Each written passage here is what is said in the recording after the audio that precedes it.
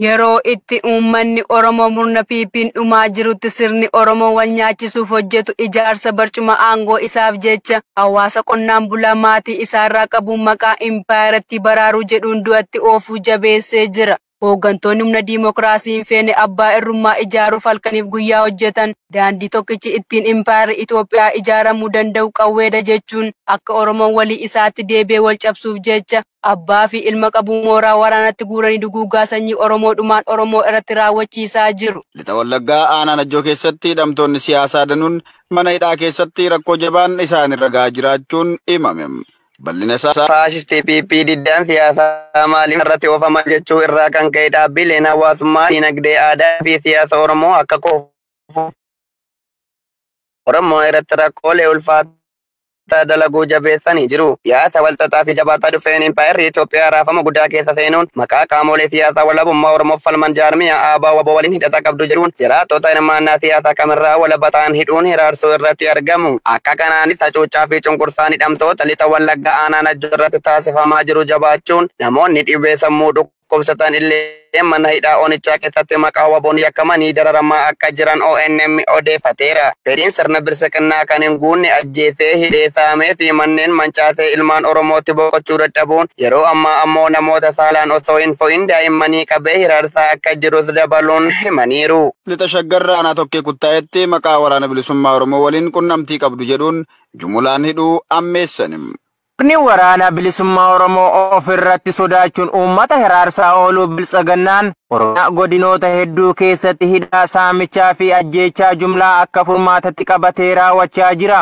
Haaluma kanaan lixa Shaggar aanaa Tokkee Kuttaa'ee waajjira poolisii magaalaa Guddariitti kanneen yeroo dheeraa fi gaafii malee hidhamanii jiranii fi torbee kana keessa hidhamaa jiran kan maqaa arganne muraasni Baqqalaa Araarsaa Baqqalaa Magarsaa, Aadde Guddisee Gaaddisaa Lammii, Gurmeessaa Milkeessaa, Dhaabbataa Lataa, Aadde Tolashii Shifarraa Ayyalaa, Guddisaa Badhaadhaa, Tsaggaayee Tarreessaa, Iddoosaa Jigsaa, Alamuu Guddisaa Diroo, Guutamaa Mokonnon Eebbisaa fi Aadde Xajjituu kan jedhaman maqaa waraana bilisummaa Oromoo deeggartan jedhuun hidhanii dararaa jiraachuu ibsan. Akka araatni biyyoolessa Oromiyaa poolisii akka maqaan isaa dhahamuu hin feene tokkorraa odeeffatetti sodaa WBO irraa sirnichi qabuuf malee namoonni kun badii tokkollee qabaatanii miti jechuun. Rakkoon kun maalimee keessatti waan torbanoota na keessatti ta'ee dhiyooti waan ta'e yoo jiraate irraa nu dubbachuu dandeessu.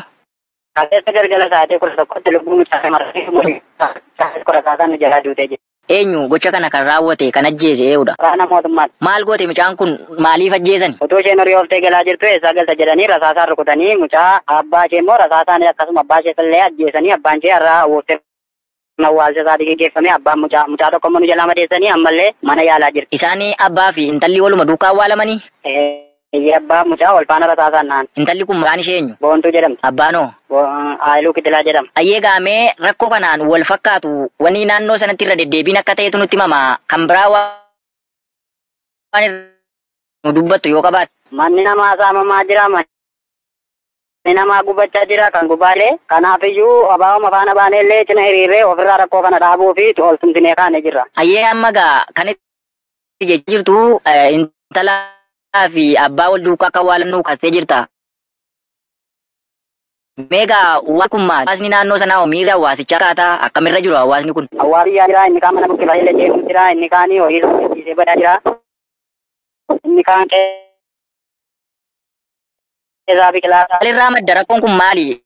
Maal beeffachuu rukutan waan beektu qabdaadha. Ijoolleen kunis abbaanis maal taanaan maal sababni isaa rukutanii? Nageenya soqataan ramata gabaa. Wanta godhe tokko hin qabu. Naannoo sanaa mee haaluma kanaan kan wal fakkaatu waan beektu qabdaa manni gubate yookaan kan saamame maqaa isaaniillee yoo beekte akkasuma mana hidhaattillee kan darbamanii jiran yoo jiraate nuuf kaasi. Jaartii tokko luuccee olaanaa kan isheen jedhamtu haadha hiyyeessaadha tabbii mucaa keessanee keessa. Tolee rakkoo ulfaataa uummata Oromoo irratti waraanni sirna impaayera Itoophiyaa kun raawwachaa jiru baay'ee kan nama gaddisiisudha. Meegaa ati akkamittiin ilaalta waan kana maal gochuuf falataa jettee yaaddatte? Rakkoo kana namni waraanuma baafaan hiriirree rakkoo kana ofirraa dhaabuuf illee kaanee jirra wal.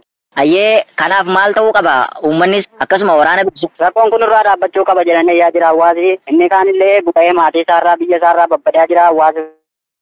Kun illee akkatti deebi'ullee haalli isaan wallaalchisee jira. Rakkoo uummata Oromoo haala kanaan mudatee jiruuf maaltu falataa jettee yaadda? Yeroo ammaa keessaadhaaf intalli wal duukaa awwaalamaa jiru. Atillee nuuf kaastee turte akka intalaa fi abbaan duukaa awwaalaman kaastee jirta. Rakkoo kanaaf maaltu falataa? Akkam gochuutu irra jiraata uummata Oromoo irra jettee yaadda? Mootummaan kun yoo nurraa kufe duwwaadha. Akkamiin kuffisuu dandeenya ree? Wal cina hiriirree wal faana dhaabbannee ofirraa kuffisuu qabna. Tolee, egaa impaayirri Itoophiyaa ilaalchi inni qabu atuu baay'ee isaanaaf kaastee jirta. Namuma nagaa ajjeesaa jira. Karaa deemaa rukutaa gaaffii malee namni wabii dhabee jira. Akka illee mataasaa oolfatu hin qabu. Sababa kanaaf gaa uummanni Oromoo yaaddoo hamaa keessa jira. Siyaasni impaayiratii kanaas maal fakkaata? Akkamirra jira? Dinagdeedhaanoo? Siyaasaanoo? Kan otooma deemuu nama ajjeesu kana garamitti deema jettee yaadda? Inni kaan keessaarraa buqqee, inni kaan beelaan dararamaa jira, inni kaan dhukkubaan dararamaa jira, inni kaan naasuudhumaa jira. Hawaasi Oromoo baay'ee miidhamee rakkina guddaarra jira. Tolee, lixa Wallaggaa irratti rakkoon uumamaa jiru akkasuma golee Oromiyaa mara keessatti baay'ee ulfaataadha. Meeqa gaaffii keenya gara xumuraatti geessinaa yaada fi yookaan gaaffii uummata Oromoof yaada dhiyeessitu yoo qabaatte carraadhumaan sii kenna.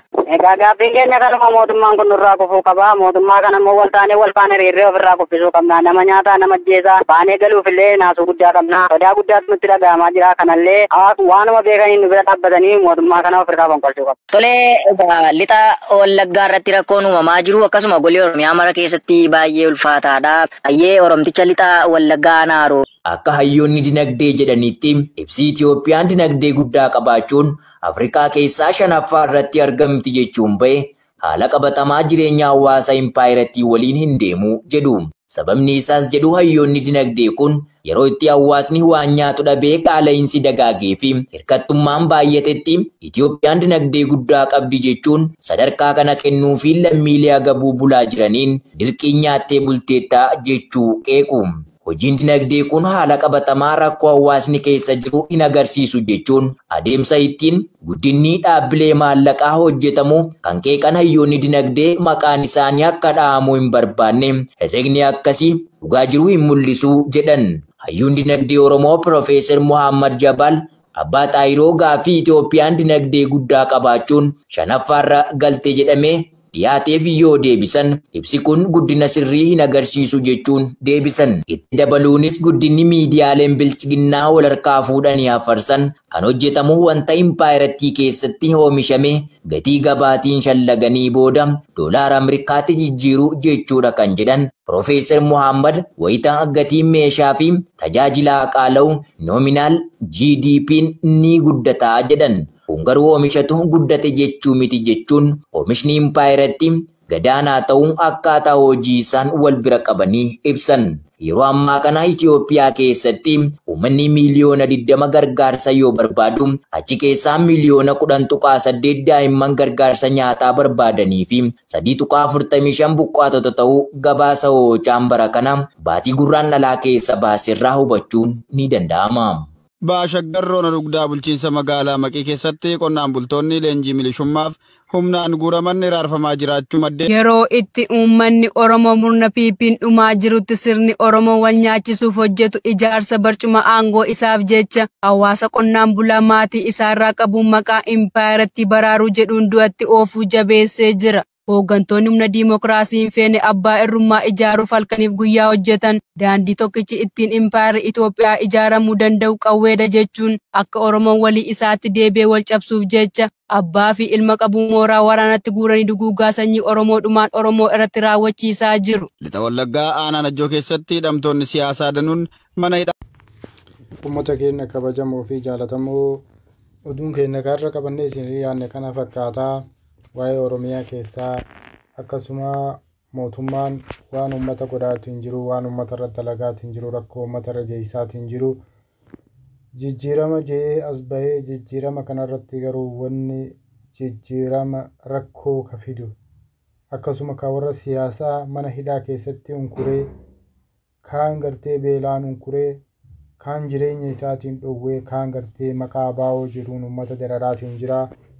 Kabajamtootaa fi jaalatamtoota keenya yeroo ammaa kana mootummaan wanni inni dalagaatiin jiru waan uummata keenyaaf hin mallee jiru uummata keenyatti addeessuu fakkaatti humni waraana mootummaa yeroo ammaa kanaa ta'u uummata hin qabne rakkoo uummatarra geessaatiin jira. Waraanni kunis uummatuma kana keessaa gabba'ee kanaasuu uummata hin qabne. Humni waraana mootummaa yeroo ammaa kanaa bakka adda addaa irratti rakkoo uummatarra geessaatiin jira. Akkasuma ajjeechaa fi akkasuma mana hidhaatti guuraa akkasuma irreeniin mana hidhatti galtee humnaan akka hidhatanii fi yookaan humnaan gara poolisaatti akka seenan humnaan gartee gara waraanaatti akka seenan uummata tireenii godhee gartee uummata nyaateeyyuu garaa isaatiin quufin rakkoo uummata osoo gartee beelaaf saaxiluu jiru rakkoo uummata irratti uumaatiin jira. Miskiinaa fi akkasuma godaanaa warra karaa irratti gartee miidhamaa karaa irratti gartee beelaa fi dalagaa irraa dhabee gartee hojii dhabeeyyuu hunda gara waraanaatti oofee uummata dararaatiin jira. Rakkoo yeroo ammaa kana Oromiyaa keessatti deemaa jiru rakkoo hedduu babal'ataadha. Yeroo namni furmaata Oromiyaa keessatti barbaadee gartee uummata kana karaa kamiiniin gartee gargaarree karaa kamiitiin furmaata itti barbaannaa isa jiru keessa dubbii galchuu dhabee gara waraanaatti yookaan gara hidhaatti yookaan gara ajjeechaatti isaan filannoo isaanii godhee uummanni keenya carraan isaan qaban baraabaratti gartee mootummaan taraa dabraan hundi irrumatti dabraa rakkoo maaf isaan saaxilaa uummata keenya carraa isaaniitti isa mudate akkasii isiniin kabajamtootaa fi jaalatamtoota keenya waan dhageeffatan.